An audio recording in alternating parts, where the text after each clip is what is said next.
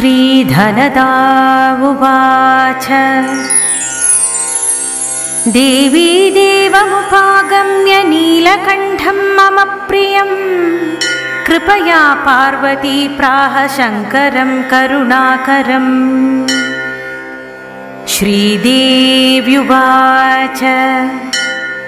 ब्रूहि वल्लभ साधूनां दरिद्राणां कुटुम्बिनां दरिद्रदलनोपायमञ्जसैव धनप्रदम्। श्रीशिव उवाच पूजयन् पार्वती वाक्यमिदमाह महेश्वरः उचितं जगदम्बासि तव भूतानुकम्पया ससीतं सानुजं रामं साञ्जनेयं सहानुगम् प्रणम्य परमानन्दं वक्ष्येऽहं स्तोत्रमुत्तमम्। धनदं श्रद्धानानां सद्यः सुलभकारकम् योगक्षेमकरं सत्यं सत्यमेव वचो मम। पठन्त पाठयन्तोऽपि ब्राह्मणैरास्तिकोत्तमैः धनलाभो भवेदशुनाशमेति दरिद्रता। भूभवांश भवां भूत्यै भक्तिकल्पलतां शुभां प्रार्थयत्तां यथा कामं कामधेनुस्वरूपिणी। धनदे धनदे देवी दानशीले दयाकरे त्वं प्रसीद महेशानि यदर्थं प्रार्थयाम्यहम्। धरामरप्रिये पुण्ये धन्ये धनदपूजिते सुधनं धार्मिकं देहि यजमानाय सत्वरम्। रम्ये रुद्रप्रिये रूपे रामरूपे रतिप्रिये शिखी सखमनोमूर्ते प्रसीद प्रणते मयि।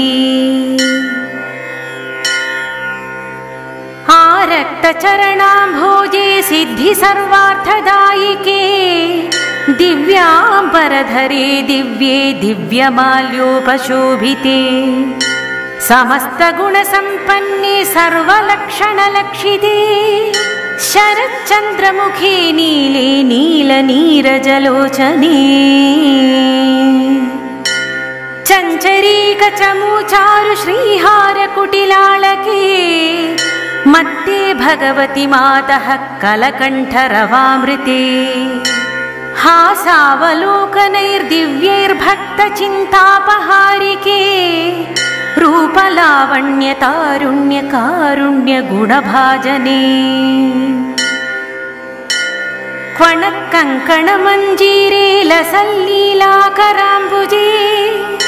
रुद्रप्रकाशिते तत्त्वे धर्माधारे धरालये प्रयच्छ यजमानाय धनं धर्मैकसाधनम्। मातस्त्वं मे विलम्बेन दिशस्व जगदम्बिके कृपया करुरागारे प्रार्थितं कुरु मे शुभे वसुधे वसुधारूपे वसुवासववन्दिते। धनदे यजमानाय वरदे वरदा भव ब्रह्मण्यै ब्राह्मणे पूज्ये पार्वती शिवशङ्करे। स्तोत्रं दरिद्रता व्याधिशमनं सुधनप्रदम् श्रीकरे शङ्करे श्रीदे प्रसीद मयि किङ्करे। पार्वतीश प्रसादेन सुरेश किङ्करीरितम् श्रद्धया ये पठिष्यन्ति पाठयिष्यन्ति भक्तितः सहस्रमयुतं लक्षं धनलाभो भवे ध्रुवम्। धनदाय नमस्तुभ्यं निधिपद्माधिपाय च भवन्तु त्वत्प्रसादान्मे धनधान्यादिसम्पदः। इति श्रीधनलक्ष्मीस्तोत्रं सम्पूर्णम्।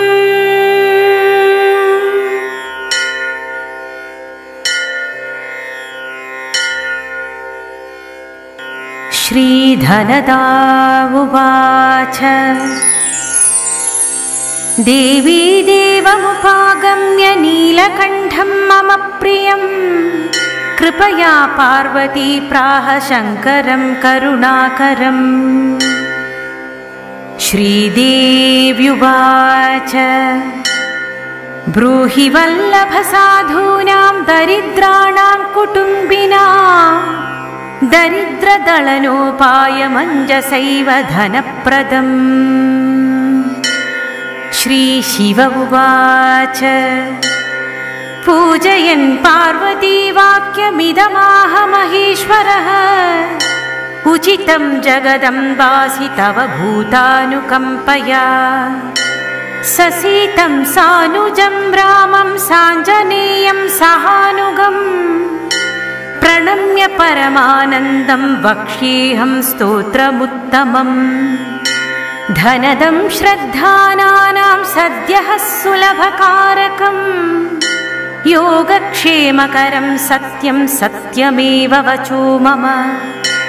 पठन्त पाठयन्तोऽपि ब्राह्मणैरास्तिकोत्तमैः धनलाभो भवेदशुनाशमेति दरिद्रता। भूभवांश भवां भूत्यै भक्तिकल्पलतां शुभां प्रार्थयत्तां यथा कामं कामधेनुस्वरूपिणी।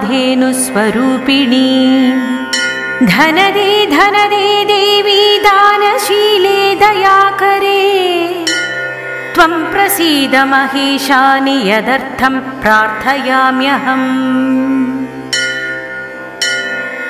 धरामरप्रिये पुण्ये धन्ये धनदपूजिते सुधनं धार्मिकं देहि यजमानाय सत्वरम्।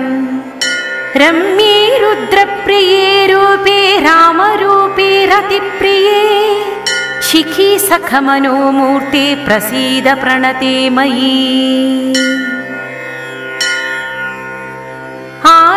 आरक्तचरणाम्भोजे सिद्धि सर्वार्थदायिके दिव्याम्बरधरे दिव्ये दिव्यमाल्योपशोभिते समस्तगुणसम्पन्ने सर्वलक्षणलक्षिते शरच्चन्द्रमुखे नीले नीलनीरजलोचने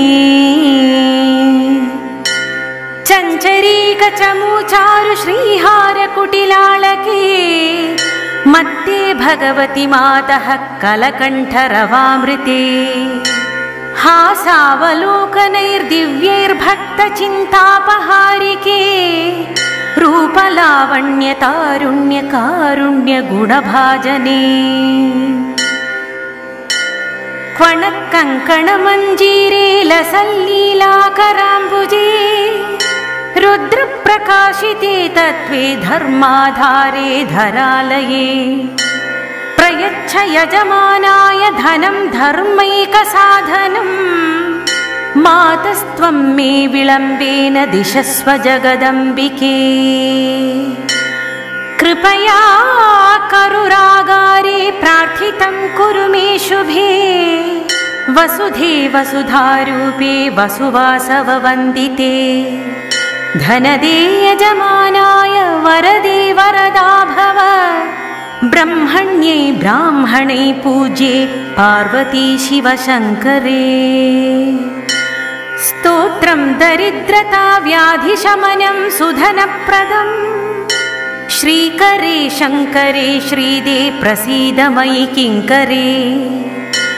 पार्वतीश प्रसादेन सुरेश किङ्करीरितं श्रद्धया ये पठिष्यन्ति पाठयिष्यन्ति भक्तितः। सहस्रमयुतं लक्षं धनलाभो भवे ध्रुवम्। धनदाय नमस्तुभ्यं निधिपद्माधिपाय च भवन्तु त्वत्प्रसादान्मे धनधान्यादिसम्पदः। इति श्रीधनलक्ष्मीस्तोत्रं सम्पूर्णम्।